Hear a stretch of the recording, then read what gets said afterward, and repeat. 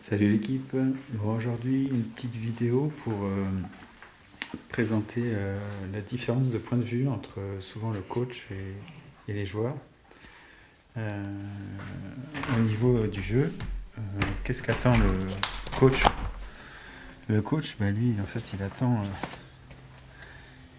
attend qu'il y ait qu'il y ait de la récep, de la relance, des bonnes passes.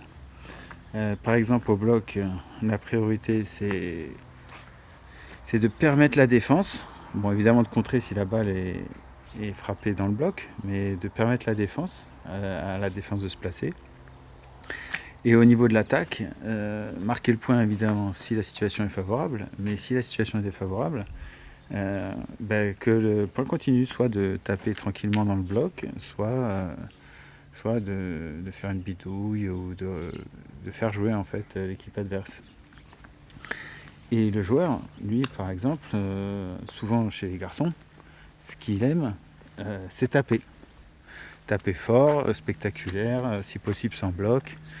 Et à ce niveau-là, il y a souvent un malentendu. C'est que, pareil à l'entraînement, le joueur, sa récompense, c'est le nombre d'attaques qu'il fait par entraînement. Voilà, lui, il veut taper. Alors qu'en fait, l'attaque, c'est une responsabilité. Et c'est pas du tout un plaisir au niveau collectif, c'est pas juste le gâteau qu'on mange et on s'éclate, on se défoule. Donc il faut de la retenue en fait quand on attaque. Et quelque part, ça va être frustrant pour le jeune qui veut se défouler. Donc cette approche, elle est fondamentale pour la performance collective. Et tant qu'il ne l'intègre pas, il y a un malentendu. Le joueur, il va se souvenir que de la super attaque qu'il va mettre très plantée, très forte, qui a fait du bruit, qui a fait réagir le public. Mais il va oublier toutes les balles dehors, dans le fil, ou les blocs qu'il s'est pris. Et ça, cette mémoire sélective, elle est préjudiciable.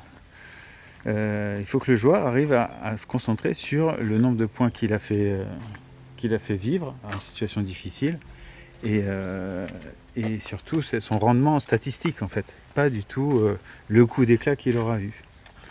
Voilà, donc cette approche elle est très importante pour le joueur et souvent ils mettent longtemps à l'avoir.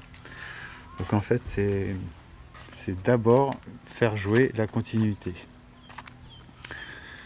Et ça c'est la récep, la relance, être disponible pour faire une passe quand il y a besoin, quand le passeur a fait la défense, être présent, appeler la balle.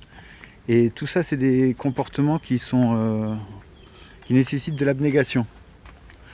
Voilà, donc quand vous entraînez les jeunes, réfléchissez à votre philosophie. Soyez concentrés sur l'équipe, sinon il y aura toujours un malentendu. Et vous ne comprendrez pas pourquoi le coach, par exemple, il vous fait sortir. Parce que vous direz, mais j'ai pas fait beaucoup de fautes, j'ai marqué des super points, je suis plus fort, voilà. Donc c'est très important ça. Voilà, à bientôt.